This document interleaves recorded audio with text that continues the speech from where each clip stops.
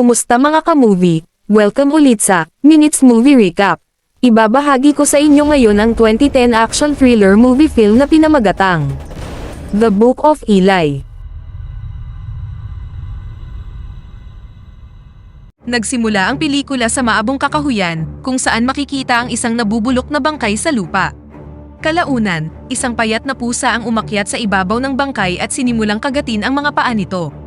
Sa di kalayuan, isang figura na nakasuot ng combat suit ang matyagang naghihintay.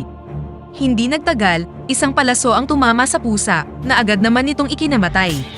Lumapit si Eli sa pusa, hinugot ang palaso, at nilagay ito sa isang bag para sa kanyang hapunan.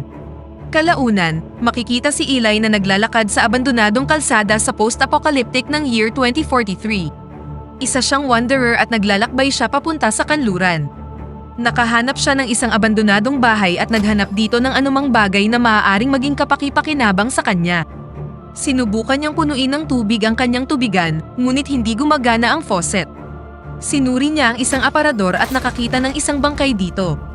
Kinuha niya ang sapatos ng bangkay at nilinis ang kanyang mga armas habang nakikinig sa isang lumang iPod. Inihaw niya ang pusa at kinain ito, at ibinahagi ang isang maliit na karne sa dagang lumapit sa kanya. Kinaumagahan, nagising si Eli at nalamang malapit ng malobat ang kanyang iPod. Ang car battery din na kanyang ginamit sa pag-charge ay halos wala ng kuryente. Hindi nagtagal, nagpatuloy si Eli sa kanyang paglalakbay at nakita ang isang babaeng may sirang shopping cart. Humingi siya ng tulong, ngunit tinawag ni Eli ang mga thugs na nagtatago sa malapit at sinabing naaamoy niya sila. Itinulak ng pinuno ng mga magnanakaw si Eli at plano nitong pagnakawan siya. Matapos magbigay ng isang babala, pinutol ni Eli ang kamay ng pinuno gamit ang isang itak. Sabay-sabay niyang nilabanan ang 5 pang thug at pinatay silang lahat. Matapos patayin ang pinuno, kinuha niya ang lahat ng mga mahahalagang bagay sa bangkay bago ipinagpatuloy ang kanyang paglalakbay pakanluran. Habang nagpapatuloy sa kanyang paglalakbay, naubusan ng battery ang kanyang iPod at kalaunan ay nakarating sa isang bayan. Nang makarating doon, hinanap niya ang engineer at ipinagpalit ang ilang KFC wet wipes at isang lighter, kapalit ng pag-recharge ng kanyang iPod at car battery. Habang naghihintay, tinanong ni Eli kung saan niya pwedeng punuin ng tubig ang kanyang tubigan. Pagkatapos nito, naglakad siya papunta sa bar na nasa kabilang kalye. Dumating din sa bar ang isang grupo ng mga biker at inihatid ang mga ninakaw nilang libro at mga bagay kay Carnegie, ang alkalde ng pansamantalang bayan. Hinahanap ni Carnegie ang isang partikular na libro, kaya ipinadala niya ang kanyang mga mangmang na tauhan upang mangolekta ng maraming aklat. Nakita niya ang mga librong dala nila, mga random collection ng mga paperback at picture book. Hindi siya nasisiyahan dito, kaya iniutos niyang sunugin ang mga ito. Gayunpaman, kinuha niya ang bote ng sabon sa buhok at sinabi kay Redridge, ang kanyang kanang kamay, na gantimpalaan ang mga biker para sa kanilang mga nahanap. Kalaunan, pumunta siya sa kanyang babae na si Claudia at ibinahagi sa kanya ang nahanap na sabon. Sa ibaba ng gusali, ipinagpalit ni Eli ang pares ng guantes at isang Arab scarf para sa isang pitchel ng tubig. Ibinigay ng bartender ang tubigan kay Mila at pinadala siya sa labas para kumuha ng tubig. Kalaunan, lumabas ang dalaga para kumuha ng tubig at pinuno ang tubigan ni Eli. Samantala sa bar, isang pusa ang pumunta sa harap ni Eli ngunit itinaboy niya ito. Lumapit ang leader ng mga biker kay Eli at kinumpronta ang ating bida dahil lang sa paghawak niya sa kanyang pusa. Sinubsob ni Eli ang mukha ng thug sa bar at tumayo na para umalis. Gayunpaman, inatake siya ng buong tao sa bar. Nilabanan at pinatay niya ang lahat maliban sa isang biker nang bumalik si Mila dala ang tubigan at nagmakaawa kay Eli na huminto na siya. Ilang sandali pa, dumating ang mga tauhan ni Carnegie, tinutukan ng baril si Eli at dinala siya sa alkalde. Labis na humanga si Carnegie nang makilala niya si Eli. Kinilala niya ang napakalawak na husay ni Eli at ang katotohanang edukadong tao din siya. Nais niyang manatili muna doon si Eli para magamit ni Carnegie ang kanyang fighting skills upang mapanatili ang kontrol sa bayan. Sumagot si Eli na wala siyang interes na manatili ngunit ipinilit ni Carnegie na doon siya magpalipas ng gabi. Ipinadala ni Redridge si Claudia upang ihatid ang pagkain ni Eli at dito niya nalaman na bulag si Claudia. Tinanong ni Eli kung bulag siya mula pagkabata o nabulag dahil sa malakas na liwanag, isang kaganapan na naganap noong huling digmaan. Kinumpirma ng babae na bulag siya mula pagkabata at nagpasalamat si Eli sa pagdala niya sa kanya ng tubig. Nang gabing yun, nagpasya si Carnegie na ang pinakamahusay na paraan upang mapanatili si Eli sa bayan ay ang pasipingin sa kanya si Mila, ang anak ni Claudia. Pinakiusapan siya ni Claudia na wag gamitin si Mila, ngunit pinadala pa rin niya ito. Dahil ayaw makipagpalakpakan ni Eli, pinakiusapan siya ni Mila na hayaan siyang manatili sa silid dahil alam niyang sasaktan ni Carnegie si Claudia.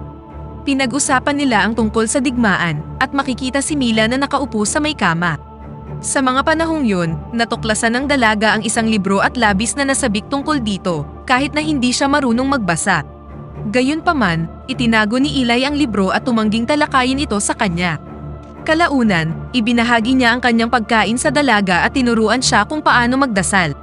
Kinaumagahan, sinamahan ni Mila si Claudia para kumain ng almusal, at labis na humanga si Carnegie nang makitang sinusubukan ni Mila na bigkasin ang isang panalangin kasama ang kanyang ina. Nakalimutan niya ang salitang amen na ibinigay naman ni Carnegie. Pagkatapos ay binugbog niya si Claudia sa harap ni Mila para malaman kung na kay Eli ang librong hinahanap niya. Nang isinenyas ni Mila ang krus na nakita niya sa cover, kaagad na inutusan ni Carnegie si Redridge na dalhin ang libro sa kanya. Pagdating nila sa kwarto, nalaman nilang nakaalis na si Eli. Sa kabilang kalye, kinuha na ni Eli ang kanyang iPhone at car battery at naghanda ng umalis. Nang makalabas, lumapit si Carnegie kay Eli at nagmakaawang manatili siya sa bayan at ibigay sa kanya ang sinasabing aklat na nabunyag na isang Biblia. Sinabi ni Carnegie kay Eli na hindi siya natatakot na patayin siya at kunin ang Biblia. Iniisip ni Carnegie na ang mga kasulatan ng Biblia ay ang pinakamahusay na paraan upang mapanatili ang bayan sa ilalim ng kanyang kontrol. Sinabi ni Eli kay Carnegie na nangangarap siyang makahanap ng isang bayan kung saan ang mga tao ay mangangailangan ng Biblia, ngunit sinabi niya kay Carnegie na hindi ito ang bayang yun. Habang papalayo na siya, inutusan ni Carnegie si Redridge na barilin si Eli, ngunit 2 beses na nag-miss si Redridge. Naganap ang isang shootout kung saan napatay ni Eli ang karamihan sa mga tauhan ni Carnegie at natamaan si Carnegie sa tuhod. Nakita ni Redridge na walang takot si Eli at hinayaan na siyang umalis.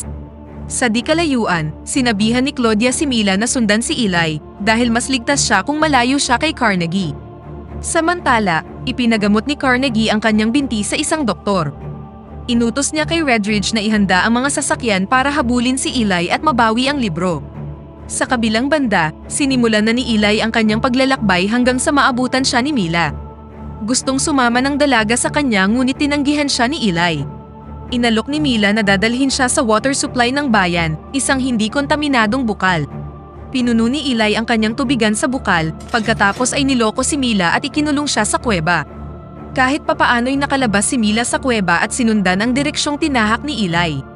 Hindi niya ito nahanap at sa halip ay nakita niya ang babaeng nagtatrabaho para sa mga thug kanina, dala ang kanyang sirang kariton. Sinubukan niyang tulungan ang babae, ngunit iginiit ng matanda na umalis na si Mila dahil ayaw niyang makitang maghahasa ang dalaga. Ilang sandali pa, inatake si Mila ng 2 thug at nang pagpipiestahan na siya ng mga ito, pinana ni Eli ang isa sa singit gamit ang palaso at pagkatapos ay pinana ang isa pa sa lalamunan. Agad na niyakap ni Mila si Eli at nagpatuloy na ang dalawa sa paglalakbay. Kalaunan ng hapong yun, nahanap ng mga tauhan ni Carnegie ang mga bangkay ng mga magnanakaw at natukoy na hindi pa masyadong nakakalayo si Eli. Kinagabihan, natulog sina Eli at Mila sa tabi ng isang lumang nuclear plant cooling tower. Kinuha ni Eli ang Biblia at hiniling ni Mila na basahin ito sa kanya. Binigkas ni Eli ang kaunting kasulatan at pagkatapos ay itinago na ito sa kanyang bag. Hiniling ni Mila na turuan siya kung paano magbasa, ngunit hindi tumugon si Eli. Kinabukasan, nang naglalakbay na ang pares papunta sa kanluran, tinanong ni Mila ang tungkol sa mundo bago nangyari ang digmaan. Ikinwento ni Eli na sobra-sobra ang mga pagkain at gamit na meron ang mga tao noon, at itinatapon ang mga bagay na siya namang pinag-aagawan ng mga tao ngayon. Tinanong ni Mila kung bakit niya iniingatan ng aklat at ipinaliwanag ni Eli na ito na lang ang natitirang Biblia sa mundo, simula nang sirain ang mga ito pagkatapos ng digmaan, dahil naniniwala ang mga tao na ito ang dahilan kung bakit nagsimula ang digmaan. Ipinaliwanag ni Eli kung paano niya natagpuan ang Biblia at iginiit na may naririnig siyang boses kung saan siya dapat pumunta. Inisip ni Mila na isang baliw si Eli ngunit hindi na lang siya nagsalita. Hindi nagtagal, nakarating ang pares sa isang lumang bahay na may karatulang nagsasabing bawal pumasok ng walang pahintulot. Sinubukan ni Eli na buksan ang pinto, ngunit bumukas ang isang bitag at nahulog ang dalawa sa isang butas. Nahanap nila ang kanilang sarili sa awa ni Martha at George, isang matandang mag-asawa na nakatira sa kanilang bahay sa loob ng maraming taon. Tinanong ng mag-asawa kung bakit hindi nila sinunod ang babala, kung saan humingi ng paumanhin si Eli at sinabing hindi niya ito nakita. Binigyan nila ng tsaa sina Eli at Mila at pagkatapos ay ipinakita sa kanila ang isang sementeryo na puno ng mga taong umatake sa kanilang bahay. Nang maramdamang merong mali, sinabi ni Eli kay Mila na kailangan na nilang umalis at ipinaliwanag na ang mag-asawa ay mga cannibal na kinain ang kanilang mga biktima at malamang ay nilagyan nila ng gamot ang tsaa. Nang papaalis na sila, dumaan ang caravan ni Carnegie at nakita ang dalawa na papalabas ng bahay. Muling pumasok sa bahay si Eli at Mila, habang sina George at Martha naman ay naglabas ng mga koleksyon ng armas mula sa sofa. Sinabi ni Carnegie kay Eli na itapon ang libro at ang lahat ay naghanda na para sa magaganap na labanan. Isang nakabalot na parcel ang itinapon sa may bintana at tinignan naman ito ni Redridge. Na-realize niyang isa itong bomba, itinapon ito at nagmamadaling tumakbo para magtago. Sumabog ang dalawang sasakyan na ikinasawi ng ilang tauhan ni Carnegie. Si Eli at ang mga nakatira sa bahay ay nagpaputok na ng kanilang mga armas hanggang sa inilabas ni Redridge ang isang RPG missile at pinasabog ang kalahati ng bahay na ikinamatay ni Martha. Ikinagalit ito ni George at walang humpay na nagpaputok hanggang sa maglabas ng Gatling gun ang mga tauhan ni Carnegie at pinasabog siya kasama ang karamihan sa bahay. Napaligiran sina Eli at Mila at kalaunan ay kinaladkad sila palabas ng bahay. Nagbanta si Carnegie na papatayin si Mila na labis na ikinadismaya ni Redridge.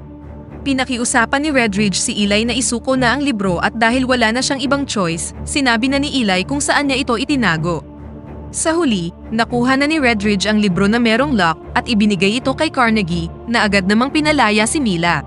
Sinabi ni Carnegie na mabuti ang Diyos at tumugon naman si Eli na sa lahat ng oras.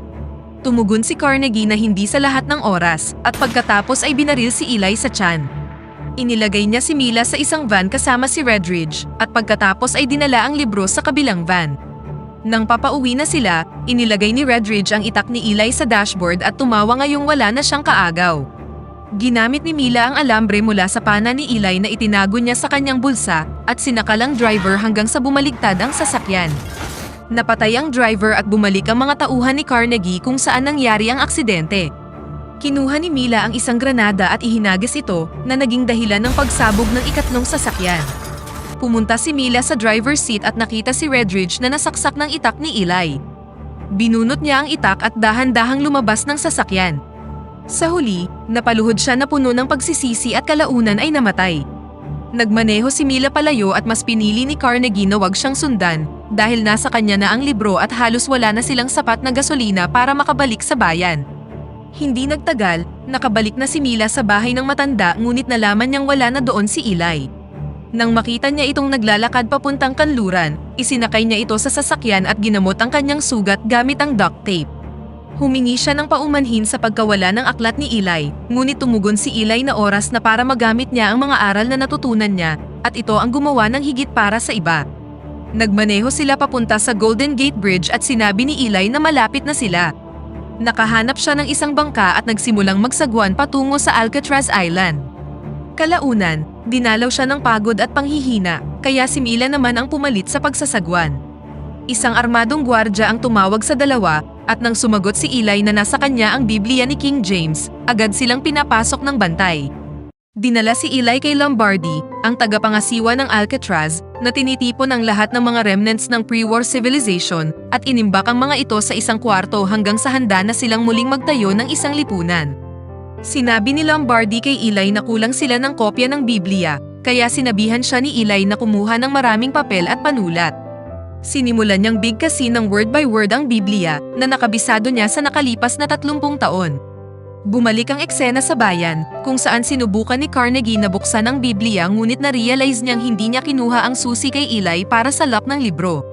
Tinawag niya ang engineer para i-unlock ang libro, at nang mabuksan ito, nakita nila na ang Biblia ay nakasalin sa Braille, isang writing system na ginagamit ng mga taong may kapansanan sa paningin. Samantala sa Alcatraz, malapitang ipinakita sa atin ang mukha ni Eli at dito nabunyag na isa rin siyang bulag. Sinubukan ni Carnegie na ipabasa kay Claudia ang Biblia, ngunit nagsinungaling siya at sinabing nakalimutan na niya kung paano. Sinabi ni Claudia na naaamoy niya ang sugatang binti ni Carnegie, mga palatandaan ng impeksyon. Sa mga oras na yun, ang mga tao sa bayan ay pinagnanakawan ang bar, at nag-aaway-away na rin ang mga natitirang tauhan ni Carnegie. Sa kanyang quest para sa aklat, si Carnegie ngayon ay wala ng sapat na tauhan upang mapanatili ang kontrol, at nagkaroon na ng anarkiya sa buong bayan. Samantala, inahit ni Eli ang lahat ng kanyang buhok at nagpalit ng malinis na puting damit. Binigkas niya ang Biblia hanggang sa makumpleto ito, at word for word naman itong isinulat ni Lombardi. Kalaunan, namatay si Eli dahil sa natamo niyang tama ng bala, ngunit nakumpleto niya naman ang kanyang gawain. Bilang pasasalamat, inilibing si Eli sa courtyard garden ng Alcatraz. Inilagay ni Lombardi ang isang bagong kopya ng Biblia sa isang bookshelf sa isang napakalaking library, kung saan merong partikular na spot na nakasave para dito. Bago umuwi, nagbigay galang si Mila, kinuha ang itak at iPod ni Eli, at pagkatapos ay umalis na sa Alcatraz. Sa huli, makikita siyang naglalakad sa kalsada pabalik sa kanyang bayan, at dito na nagtatapos ang pelikula. Sana ang ilang minutong pagbuod ng pelikula ay nagbibigay sa inyo ng saya.